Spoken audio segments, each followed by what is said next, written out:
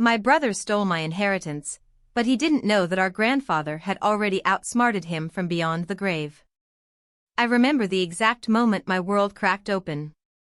I was standing in a lawyer's office in Charleston, still wearing my black funeral dress, when the attorney slid a single piece of paper across the table and told me that everything, the house, the antique furniture business, the savings, all of it, had gone to my brother, Derek. Not split. Not shared. All of it. My hands started shaking so hard the paper slipped off the table, and I remember thinking, this has to be a mistake. Grandpa loved me. He raised me. He couldn't have done this. But he had. Or so it seemed. My name is Claire Whitfield, and until that afternoon, I believed I understood my family completely. I was 34 years old, a restoration specialist who repaired antique furniture for a living, a skill my grandfather himself had taught me in his workshop when I was 9 years old. Derek was 2 years older than me, sharper with numbers, better at talking his way into rooms he didn't belong in. Our parents died in a car accident when I was 7, and it was our grandfather, Walter Whitfield, who raised us in that old colonial house on the edge of town, the one with the wraparound porch and the workshop out back that smelled like sawdust and orange oil. Grandpa Walter wasn't a wealthy man by Wall Street standards, but he had built something real. A furniture restoration business that had served the wealthiest families in 3 counties for 40 years. Over decades, that business, combined with smart investments, had grown into an estate worth just over $4 million. And on a rainy Tuesday morning, 3 weeks after his funeral, I sat in that lawyer's office and learned it was all going to my brother. The attorney, a tired-looking man named Mr. Halloway, read the will slowly, his voice flat and careful. To my grandson, Derek Whitfield, I leave my entire estate, including the property at 214 Magnolia Lane, all business assets, and all financial accounts. That was it. No mention of me. Not one word. I sat frozen. Derek sat beside me, and I noticed something that I would spend the next several weeks trying to unsee. He wasn't surprised. He wasn't even pretending to be surprised. There was a stillness in his face, a kind of quiet satisfaction, like a man who already knew the ending of a movie before it played. Claire, he said gently, reaching for my hand, I know this is a shock. But you know how Grandpa was near the end. Confused sometimes. Maybe he just forgot to update things properly. I wanted to believe him. God, I wanted to believe him so badly, because the alternative was that my own brother had done something to make this happen, and I wasn't ready to think that about the only family I had left. That night, I sat alone in my apartment holding a photograph of Grandpa Walter teaching me how to hand-rub varnish into a mahogany tabletop when I was 12. He used to say, Claire, Wood remembers everything. Every scratch, every repair, every hand that ever touched it. You just have to know how to read it. I never imagined those words would become the key to unraveling the biggest betrayal of my life. If you're enjoying this story so far, don't forget to like the video and subscribe, because what happens next changes everything you think you know about this family. 2 weeks after the reading of the will, I went back to Grandpa's workshop to collect a few personal items, mostly out of grief, not expectation. Derek had already moved into the main house, already hired movers, already begun listing furniture pieces on estate sale websites, moving with a speed that felt less like mourning and more like liquidation. But the workshop he hadn't touched. He never understood restoration work. He used to call it Grandpa's sawdust hobby. I let myself in with my old key, breathing in that familiar scent of cedar and linseed oil, and I began going through his tools, his notebooks, the small drawer where he kept his reading glasses. That's when I noticed something strange sitting on his workbench, half covered by a canvas drop cloth. It was the old rolltop desk. Grandpa's desk.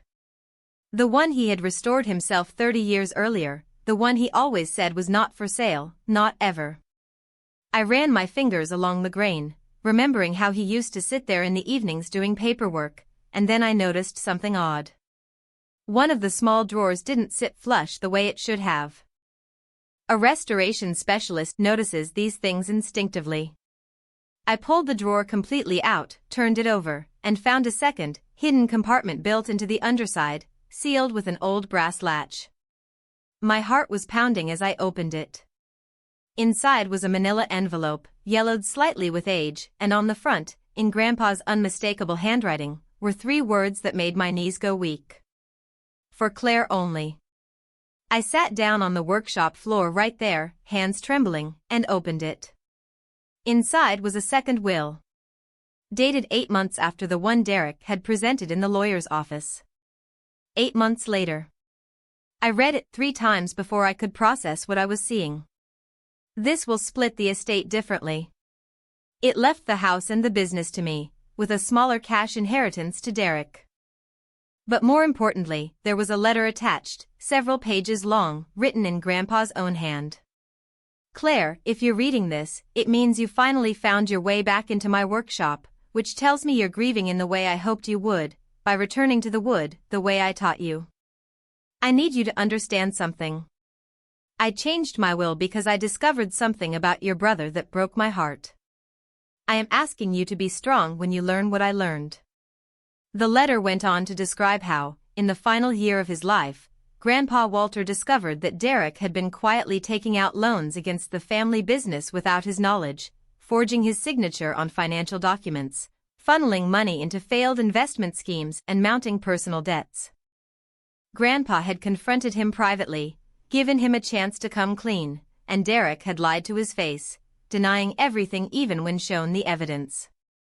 That betrayal was what led Grandpa to draft this second will in secret, hidden where only I, the one person who still spent time in that workshop, would ever find it.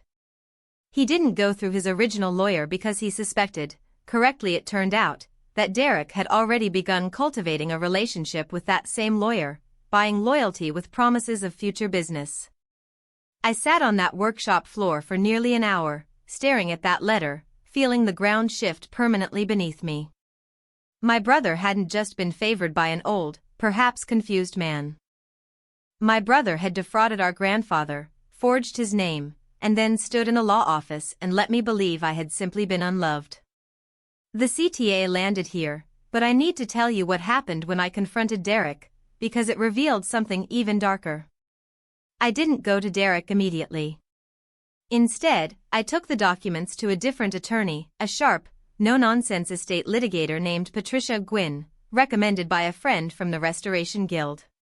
Patricia examined the second will carefully, checked the notarization, confirmed the date, and told me something that made my blood run cold. This will was properly executed, she said. Witnessed, notarized, dated after the one submitted to probate. If this is authentic, and I have no reason to believe it isn't, this document supersedes the one your brother presented. Claire, this changes everything, legally and criminally. She explained that if Derek had knowingly submitted an outdated will while concealing a newer one, or worse, if he had actively suppressed or destroyed evidence of the second will's existence, that constituted fraud upon the probate court. Combined with evidence of forged loan documents against the estate while Grandpa was alive, Derek could be facing serious felony charges, not just a lost inheritance. I needed to know how much Derek actually knew about this second will. So I did something that still makes my stomach tighten when I think about it. I invited him to dinner. We sat across from each other at the same restaurant where Grandpa used to take us for our birthdays every year, a small Italian place with red checkered tablecloths that hadn't changed in 20 years. I watched Derek order wine like a man already celebrating a life he thought was locked in. I found something in Grandpa's workshop, I said quietly, watching his face carefully. Derek's hand paused halfway to his wine glass. Just for a second. But I saw it. What kind of something? A second will, Derek. Dated after the one you gave the lawyer. And a letter, where Grandpa explains exactly why he wrote it. About the forged loans. About the money you took. The color drained from his face so completely that for a moment I almost felt sorry for him. Almost. Claire, I don't know what you're talking about, he said, but his voice cracked in a way I had never heard before. Whatever you think you found, it's not what you think. Then explain it to me, I said. Explain why Grandpa wrote a letter describing loans forged in his name. Explain why there's a will hidden specifically for me to find, dated 8 months after the one you submitted. Derek was quiet for a long moment, staring at the tablecloth, and then something in him seemed to break, or maybe just gave up pretending. You don't understand the pressure I was under, he said. The business was failing before Grandpa died. I made some bad calls with investments. I was trying to fix it before he found out, and then he found out anyway, and he was going to leave everything to some charity out of spite, and I panicked, and he stopped himself. You forged his signature, I said. It wasn't a question anymore. He didn't answer. He didn't need to. If this story is pulling you in, make sure you're subscribed, because the justice that follows is something this family never saw coming. I could have handled this quietly. Part of me wanted to, because some small, foolish part of me still loved my brother and didn't want to see him in handcuffs. But Patricia Gwynn was clear about the legal reality. Once fraud upon the probate court and forged financial documents were involved, this wasn't purely a private family matter anymore. If we filed the second will and it triggered an investigation, prosecutors could pursue charges independent of what I wanted. I chose to file it anyway. Not out of revenge, but because Grandpa had trusted me to find that envelope and to do something with what was inside it, and hiding from that responsibility felt like betraying him twice. The probate court hearing was tense. Derek arrived with a new, expensive lawyer, someone clearly hired to minimize damage rather than fight the will itself, because once forensic handwriting analysts confirmed Grandpa's signature on the second will was authentic and consistent with decades of his handwriting, and once bank records confirmed the forged loan signatures didn't match, there wasn't much left to argue.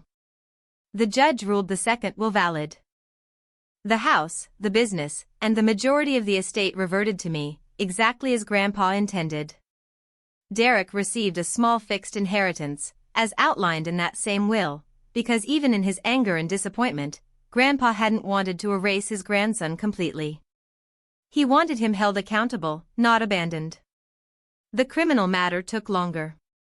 Derek eventually accepted a plea deal on the forgery charges, avoiding a lengthy trial in exchange for restitution and probation, along with a criminal record that would follow him for the rest of his life. I sat in that courtroom on the final day, watching my brother, once so confident, so certain the world would bend around his ambitions, standing small and diminished in front of a judge, and I felt no satisfaction. Only a quiet, heavy sadness for the family we used to be. I moved back into the house on Magnolia Lane. I reopened Grandpa's workshop, restored his old rolltop desk properly this time, out in the open where it belonged, and I kept his letter framed on the workshop wall, not as a trophy, but as a reminder. Wood remembers everything, he used to say. Every scratch, every repair, every hand that ever touched it. I think now he meant something more than furniture. Derek and I don't speak often.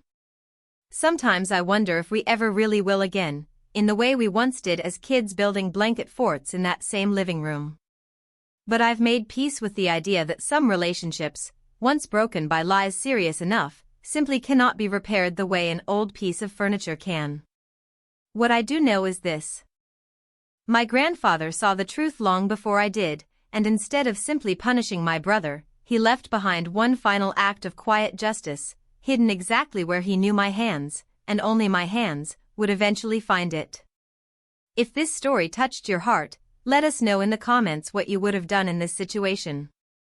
And don't forget to subscribe for more unforgettable stories.